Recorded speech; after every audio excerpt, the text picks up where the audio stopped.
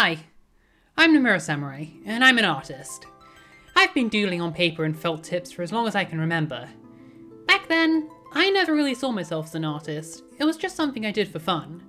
That is, until December of 2017. Back then, I was part of a game fanon wiki where a lot of my peers were creating art for their fangame concepts. A lot of those people would also take art requests on their blogs, and I figured, hey, I can draw, why not? And that's what got me started on the road to become a genuine artist. I'd keep making these little drawings on paper, making art for my fangame concepts, doing more art request blogs. Then after a while, I was inspired by a couple of YouTubers to upgrade my art further. So in 2019, I got my hands on a Huey on tablet, I downloaded Krita, and I started pursuing digital art. It was a rough process at first. I am not a fan of my old art, but regardless, I kept at it. It's always pretty satisfying to look back on what I used to draw and seeing how I've improved. And as time went on, I started to feel like being an artist was my true calling. Which is why, at the start of 2023, I finally did something I've been wanting to do for quite a while, and I launched my very own YouTube channel.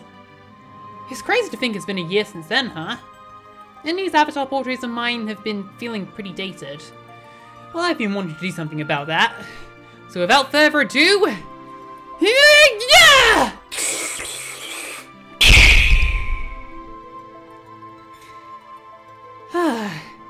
That feels so much better. I've been wanting to redesign my Sona for a while now. But speaking of which, that's been the design that's been the face of my channel for a whole year now. I know I didn't make the actual portraits until halfway through the year, with the Paldea regional variants video, but I did still introduce the design in my first video. And man, what a year has that been, huh? Over the course of 2023, I put out 42 videos, including 4 animatics and a whole lot of speed paints. And some people have been interested enough in those silly little videos to stick around for more. 344 people to be exact. And with this being the end of my first year on YouTube, I've got a lot I want to say. So how about we start the speed paint footage? Now, there's a lot I want to talk about with this anniversary video, and I just want to quickly go over the table of contents before we get started. I want to talk about my new avatar design, of course, and I also want to give a bit of a summary on my art experiences this year. Just a bit of reflection, you know? And then finally, I'm going to be answering questions for that Q&A. I put out a community post and a post on Instagram where I asked people for their questions, and while I definitely didn't get enough questions for a full video, I'm still going to answer all the ones I did get. It just wouldn't be right to leave them unanswered, you know? So I think there's no better place to start than with what I just showed you, the new avatar design. I first posted it publicly in November, though while it was a good display of the design, I wasn't a fan of how the art turned out. This is also why I didn't upload any videos in November, besides the hiatus update and the Corsica animatic. I did have an avatar redesign video in the works, but I really didn't like the art or the script, so I decided to scrap it. Now, there were two main reasons why I wanted to redesign my avatar. For one, the old portraits I was using really weren't holding up. They felt a bit too low effort. But also, I had some problems with the design. Like, why was he wearing a onesie with armor over the top? And the shape of the hair just wasn't to my liking. For this redesign, at first I was actually considering going for some more modern hoodie type clothing, something I might wear in real life. I thought that I wanted to make an outfit that was more personal to the creator, but that would have been disingenuous to the theme and the intention of the original design. So I decided to keep the fantasy swordsman aesthetic, just with some considerable refinements. I gave myself a new outfit that was kind of Fire Emblem Lord adjacent, and I redesigned the armor to be a bit more visually interesting. And I also changed up the cape. I never really understood the logistics of the old design's cape. Like, does it connect to the scarf or the shoulder wrap? It just doesn't make sense. But I obviously wanted to keep the cape, so I went ahead and fixed it. And the boots I didn't change at all. The boots are great. It's a shame that you never get to see them because I only ever draw my avatar from like the waist up. Oh, and I also decided to remove that metal headband from my avatar. It's not that I didn't like it, it's just that I find it really difficult to shape the hair around the headband. This is definitely because I draw fringes really low, which is something I'm trying to address in my more recent art. Speaking of my more recent art, let's talk about the speed paint I'm drawing right now. Like I said, I didn't like the original avatar redesign art, but I knew I wanted a new profile picture to go with my avatar redesign, so make one I did. I swear I only update my profile picture twice a year, thrice at the very most. But anyway, I didn't really have many thoughts going into this art, just that I wanted to draw Muraboy and Cutter. which, in case you're new here, Krita's the little robot drone guy who floats next to my avatar. And I've never really included him in a profile pic before, so there's a first time for everything. Also, because this art was going to be part of my identity for the next couple of months, I knew I wanted to give it some high effort rendering. I decided to go for soft shading with some lighter rims, and I really like how the shininess of the hair turns out later on. But you'll just have to wait and see that unfold later in the video. So until we get there, I want to talk about something else. How's 2023 been for me? How did this first year on YouTube turn out? How's my art been going this year? Well, I think the best way we can do this is by comparing some art from the start of the year with some art from the end of the year. And right away, the first thing I notice is the faces. I definitely think that squishing the faces in a bit makes them nicer to look at. Also, with the eyes, making the pupils a lot darker makes them stand out much more, which I do prefer.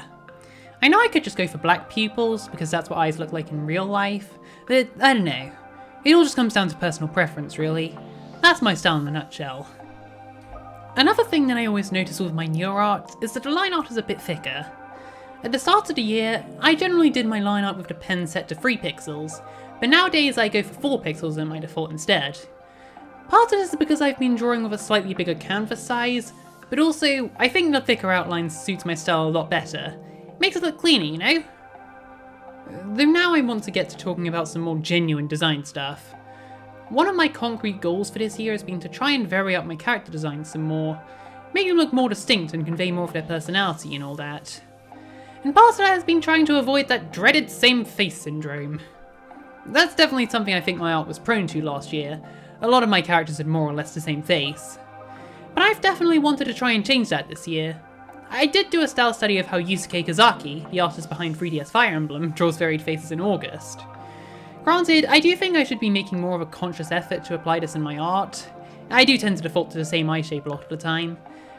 On the other hand though, I think I've done a better job with varying the shape of the face itself, not just going for a pointy anime chin all the time. I think my best example of both of these would be my Final Fantasy OCs that I drew in October. I was designing them as a group, so I was very deliberate about trying to vary up their designs. I'm happy with how they all turned out, but I'll let you guys be the judge of how well I did. Now there is another thing I wanted to reflect on from this year, and that would be the way I've been doing shading. Long-time viewers will know that I don't really stick to one consistent shading style. I always decide which shading to do at the spur of the moment. Though this year especially, I definitely think I got a bit more experimental. Looking back at the videos I uploaded this year, a lot of my first art pieces used cell shading, the kind of shading that's usually seen in animation. Though the first notable departure was with my Snows of Nashi art, which is easily the least viewed video on my channel. This is the closest I've gotten to doing lineless art, and I kind of want to try this style again in the future, give it some better execution. As for other shading styles, something that really inspired me was my Pokemon videos. I wanted to replicate the Pokemon art style as best as I could for those videos, and while it started out pretty off at first, I kept improving my craft, and now I'm really happy with this Pokemon style art. There's also another shading style I adopted this year, one that was kind of made up on the moment. When I did my Heartstopper video for Pride Month, I ended up doing this paintbrush strokey kind of shading style, being inspired by the cover style of the books. I haven't revisited this shading style much, but I did bring it back when I drew Nick and Charlie on their own. And I definitely want to do this paintbrush shading more. It's fun to draw and very distinct. Also, as a general thing, I've been doing quite a bit more lighting this year than I have in the past. Stuff like adding a glow or shine to the hair. I do that quite a lot in my soft shaded art, and more recently even in cell shaded art, well with those hair shines that I borrowed from Kazaki's art style. Though, I will admit, around the end of the year, I ended up doing shading a lot less often, and most of my art posted on Instagram was just flat colours, maybe with some soft lighting at the very least. To be fair, flat colours can be useful for just a character design to showcase the colours better, and sometimes I'm finishing art at 11 PM, so I'm just too tired to do shading. But either way, I definitely want to get back into the habit of shading my art more often. Especially with those particular shading styles that I've gone over. I think they're all due for another shot in the near future. Anyway, that's all I wanted to say about my actual art, but there is something else I started doing this year, and I just want to talk about it briefly, and that would be animatics. I started making them about halfway into the year, and they're definitely here to stay. For one, most of my animatics have done pretty great in the views department. The Snapcube animatic especially. It's crazy to have got 60,000 views on that video. Seriously, thank you guys so much. Also, I just think that these animatics are fun to watch. The actual process of making them does take a while, since you need to draw a lot of frames. I think most of my animatics have taken about 5 days on average to make. And that's just with sketches and without any proper animation. I have serious respect for full-on animators being able to commit to their craft. So yeah, I definitely want to make more of these animatics, and I do have a lot of fun ideas on what to make. Though I generally need a fair bit of a break after I finish an animatic, so overall, the speed paints will still be the most common content on this channel. Alright, so now that I'm done reflecting on my art this year, it's time to get to that Q&A. Now granted, I only got sent a few questions, only 6 on Instagram and none at all on the YouTube community tab, plus another question from Discord. But I'm going to make the best out of what we've got, so let's get started. So this first question is actually a pair of questions. They're similar enough that I'm answering them both at once. My good buddy Issa, also known as Soaring Sprocket, asks, what were your primary sources of inspiration for your art style? And then Cinnamon Spiders asks, what franchises or media do you think have moulded your art style the most? So, my art style is mostly influenced by video games with anime style visuals, but also a bit from animated shows. I've also been quite inspired by other artists, namely art YouTubers and people I follow on Instagram, though I'd say my most significant style decisions have always been inspired by video games. In terms of specific inspirations, the first thing that comes to mind is the shape of the eyes. I remember I was specifically inspired by this art from Fire Emblem Cypher. That's what inspired me to do the angular single eyelid style of eyes. And I think my eye drawing style has also been further refined by the Owl House's art style. As for the way I colour the irises, that was inspired by the Pokemon art style. I ended up falling in love with this eye style after trying it out on some of my Pokemon OCs. I've used it for pretty much all of my characters ever since, though I have refined the style to my liking since then, making the pupils darker so they stand out more. As for a few others, the way I stylised ears was also inspired by the Owl House. I used to really struggle with drawing ears, but this style has definitely made it easier for me. And the face blush that I sometimes draw on my characters was inspired by the YouTube artist ABD Illustrates. And most recently, I've been doing art studies of Yusuke Gazaki. Like I said earlier, I've studied the way that he draws varied faces to avoid same face syndrome, and I've also incorporated those stylized hair shines into my style. Looking ahead to the future, I think I want to do a more thorough style study of Pokemon, particularly how they draw eyes. The modern games have gotten a lot more experimental with the eyes of human characters, and I love how a lot of them look. Okay, next question is from Uwa. I don't really know how to pronounce her username, but she was the host of that telephone collab I was in. Go check out her YouTube channel, by the way, I love her art. But anyway, her question was asking what my favourite animated show is. I've mentioned this in a previous video, but some of you may be new here or just didn't watch that video. It's The Owl House.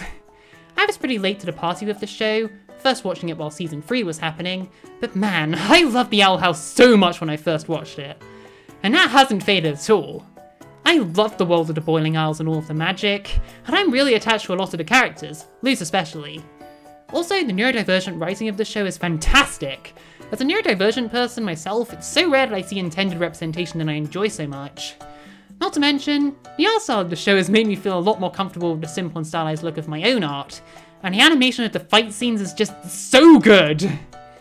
Long story short, go watch The Gay Witch Show if you haven't already. The whole series is available on Disney+. And if you can't access the actual episodes, you can still check out clips on YouTube, stuff like out of context compilations. I'd also really recommend Owl House Abridged, a fan-made series of comedy dubs made by Tomato Sauce here on YouTube. Aggressively French Kikimora isn't real, she can't hurt you. Aggressively French Kikiflora isn't real, she can't hurt you! On to our next question. This one comes from Discord. Ryan Sinbella asks, do you know the rules? Be considerate? Don't be a jerk in the comments? Don't trace or copy people's art because they put a lot of time and creativity into it and it's their personal property and stealing is not a joke? No, but seriously. Anyway, our actual next question is from Artist Since 05. Who's your favourite Fire Emblem character by far in the main series? Now, first, I thought I was going to give a vague answer to this question. Like I can't narrow it down to just one, so you're getting a list. but the moment I thought about it, it all became pretty obvious. It's Owain. Owain from Awakening, who's also the same person as Odin from Fates. He's this goofy anime protagonist type guy who puts on a constant performance of having this crazy uncontrollable power, and everything he says is just insanely fun to watch, and especially so to dub over, because yes, I do like doing voice dubs when I play RPGs, what of it? But it's not like that's all there is to his character. He does sometimes drop the act and show that he's capable of still being responsible. Also, his habit of naming all his weapons translates to being really good at weapon maintenance, which is a very nice detail. And he's a writer! How can I say no to that as a writer myself? And gameplay-wise, well, the Swordmaster is my favourite Fire Emblem class, so of course I love playing with him. But especially in my most recent Awakening playthrough, my first time playing on hard mode, I gave him this support set with rally strength, speed and skill, and that proved to be really fun to use. So yeah, that's why Owain's my favourite. But I do want to quickly bring up some honourable mentions for my other favourite characters. They're all on screen right now, for your convenience. But anyway, let's move on to the next question. So, It's Madness X asks, what do you love most about being an artist, or other artists in general? This is a question I really had to think hard on. I felt it was really important that I gave the right answer, because art really is such an integral part of who I am. And not just drawing art, but looking at other people's art. There's a reason I follow so many artists on Instagram, and the same was true for Twitter as well before I ditched that site. And recently I've started browsing Pinterest a lot more often, just looking for all the cool art people have submitted. But anyway, I think the thing I love most about being an artist is the ability to create stuff. You can create characters, worlds, and whole entire stories. You can share them with people, and bring them happiness with what you've made. Instagram artists are a really good example of this. There are so many artists who have gotten me attached to their OCs and stories, just by posting them for the world to see. I love looking at other people's art. It tends to take up a big chunk of my day. Looking at good art not only makes me happy, but their creativity inspires me to do more with my own art and creativity too. And it's not just lone artists on the internet that bring this creativity into the world either. Think of the last good video game you played, the last animated show you watched. Those straight up wouldn't exist without art direction and creativity. And I definitely think that all this is one of my goals as an artist. I want my art, stories and characters to bring happiness to other people. As corny as that sounds. You get what I'm saying, right? And finally, Chloe Colours asks, what are your goals for your YouTube channel next year? I actually have some pretty solid ideas of what I want to do in 2024. For one, I want to post more videos of my original character designs. I'm not ready to do videos for my full-on story OCs yet. I want to wait until my active audience is a fair bit stronger. But the Flynn Rainridge video was a lot of fun, so I'd like to make more videos like that. Plus, I've got a bunch of one-off character designs like the ones from the Inktober art that I kind of want to flesh out more. I also want to try doing more collaborations in the future. I've got a couple of long-time internet friends who also do art, and I think there's definitely potential for chaotic fun if I invite them to a collab. Something else I want to take a shot at next year would be style replication. I think that replicating other people's art styles is a really cool and interesting skill, and I've wanted to try it out for myself for a while now. I know I've drawn Pokemon before, but I still don't know how to draw humans in that style, and there are definitely other styles I'm interested to try and replicate. Now let me know in the comments if you have any suggestions for styles that I can try out. And the final thing I've been thinking of doing next year is to try my hand at some kind of story writing videos. I know I keep saying I'm a writer, but I've never really shared any of my writing. I could maybe read an original short story, or share my ideas on how to rewrite a story I have gripes with. I have made a full rewrite of Fire Emblem Fates Revelation this year, but I've been holding off making it into a video because it's probably going to take ages to draw all the story stills to illustrate my points. But still, it's something I'd definitely be down to try, even if Fire Emblem is an unpopular topic on this channel. And also, while this doesn't have anything to do with my YouTube channel, I have considered starting commissions at some point next year. It's a pretty daunting prospect, but I know that I can just close commissions if I find things too stressful. So hey, if you're interested in getting me to draw something you're interested in, make sure you've got some money on hand for whenever that happens. I'll keep you guys posted. So now we have it. That's the end of the Q&A. And with that, I think that's everything I wanted to say in this video. This has been really long compared to anything else I've made on the channel. Seriously, it's over 4,000 words! But if you've really sat around to watch for this long, thank you so much. It's been a fun first year on YouTube, and I hope you're able to further my craft in the coming future. And hey, if you want to see more of my art, I've got 42 other videos that I made this year, so feel free to check those out. I also post art much more frequently on my Instagram account, so follow me there too. And by the way, if you ever want to draw fan art for my creations, or it's my avatar character or any of my OCs, be sure to use the hashtag MirrorSamuraiFanArt on Instagram. It's the perfect way to guarantee that I can see whatever you create. But anyway, that's all from me, so I'll be closing out for the year. Stay hopeful, don't give up on your dreams, consider doing a style study if you want to do more of your art, and I'll see you all in 2024!